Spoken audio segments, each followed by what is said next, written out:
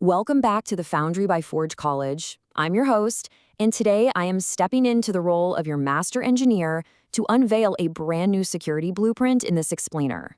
You know, if you've been following along with our smart contract security track, we've been laying down some pretty serious conceptual groundwork. Well, today's the day we actually put on our hard hats, grab our digital tool belts, and really start building that foundation. Okay, let's dive right into this. Here's a quick schematic overview of the vault we're going to build together, step by step. We've got 6 sections. First, the access control blueprint. Then, building the ownable guard, followed by the owner bouncer, transferring the master key, testing the vault, and finally, locking the blueprint. Starting right off with Section 1, the access control blueprint, from theory to practice. We're moving straight from the drafting table right into the construction zone here. So in our previous module, we explore the conceptual principles of access control, the theory side of things on the left. But as we all know, theory only gets you so far when actual digital assets are on the line, right? Today, we're totally focusing on the practice side on the right, implementing secure access control patterns. We're going to take those abstract rules and write actual executable access control patterns in Solidity. Basically, it's time to translate our ideas into code that can actually withstand a real-world attack. Moving on to Section 2, building the ownable guard, the foundation. Now, what's really interesting about this part is that it forms the actual bedrock of our entire security setup. The ownable pattern is, well, exactly what it sounds like. It's an incredibly brilliant, simple pattern where a single address holds privileged control over contract operations. Cutting through all the technical jargon for a second, it just means we're assigning one single VIP master key to control the absolute most critical, sensitive functions of a smart contract. Just one owner with ultimate authority. So how do we actually build this thing? The blueprint gives us 3 methodical steps. Step 1, we initialize the _owner state variable inside the constructor. And remember, the constructor runs exactly once during that initial deployment, meaning the account deploying the contract instantly becomes the owner right from block 1. Step 2, we apply an owner-only modifier to gate our sensitive functions. And step 3, we implement a transferOwnership function because, as you'll see in a bit, ownership shouldn't always be a static thing. All right, Section 3, the owner bouncer guarding the vault. Because obviously every good vault needs a solid guard. Now, take a look at this. This single line of code, require message.sender equals _owner, is literally your ultimate gatekeeper. Think of it like a massive, incredibly strict bouncer standing right outside your contract's vault, holding a VIP list that has exactly one name on it.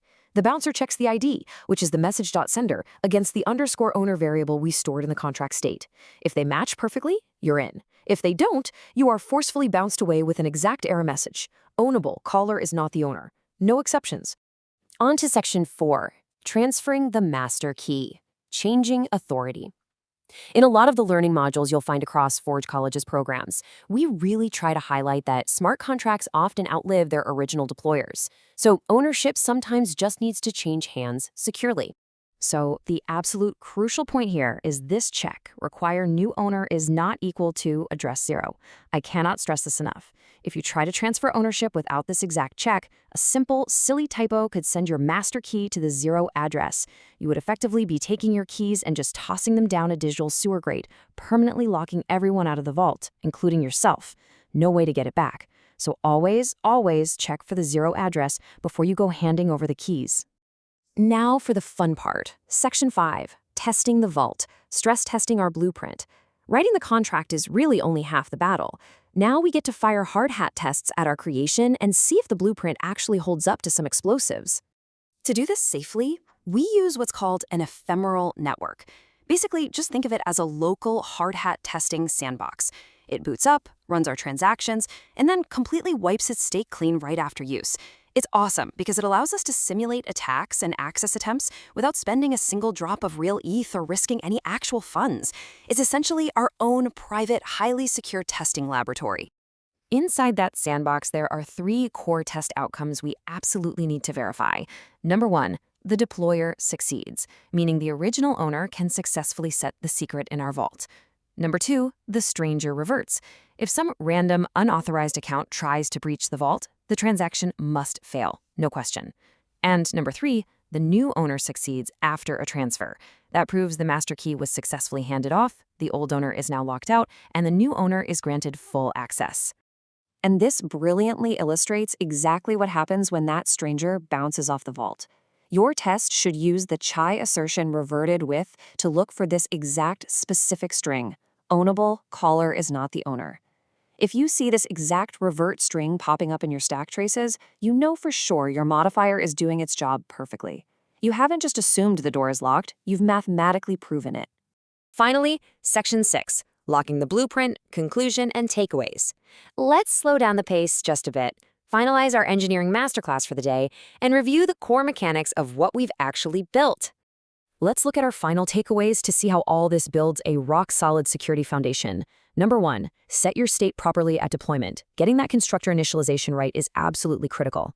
Number 2, centralize your logic and modifiers. Modifiers act as these small, highly auditable gates that keep your smart contracts safe, and they do it without you having to duplicate require statements all over the place. And number 3, transfer safely and emit events. Always protect against that dreaded zero address, and broadcast ownership transferred events so the off-chain world knows exactly who's holding the master key at any given time. But before we totally wrap up this explainer, I want to leave you with a bit of a provocative question. What happens when one master key simply isn't enough to run an entire organization? I mean, the ownable pattern is super powerful, but it's also highly centralized. Next time, we are going to level up to role-based access modifiers, where multiple people can hold different levels of authority. It's a real game changer. To dive into that and to explore way more resources on Web3 and smart contract security, be sure to visit forge.college. Thanks so much for joining me to look over these blueprints today, and as always, keep building securely.